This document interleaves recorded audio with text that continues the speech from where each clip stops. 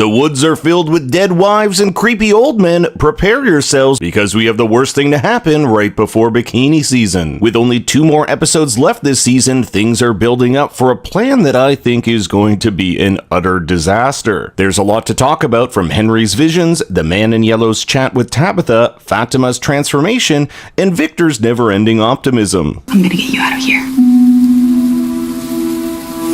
That's what my mom thought too. You're enjoying your day, everything's going your way, then along comes Debbie Downer. So make sure to like and subscribe. I make these videos all by myself, so every little bit of engagement helps. Roger has seen better days. Ever since being ripped apart by the Nightmare Dolls in episode 405 and subsequently resurrected using a chicken egg by Sophia, his time in town has come to an end. Although if we believe Marielle's theory that nothing in this town ever stays dead, Roger will return in some form or another. With his passing, we may even see a new addition to town. We've learned the town almost always has 47 residents, and when one dies, a new one comes to take its place. But there's still a lot of mystery surrounding Roger's transformation. What link do the Nightmare Dolls have with the Man in Yellow and the monsters from town? How was Sophia able to resurrect him using a mere chicken's egg? Whatever Roger turned into is different from the town monsters in 2 crucial ways.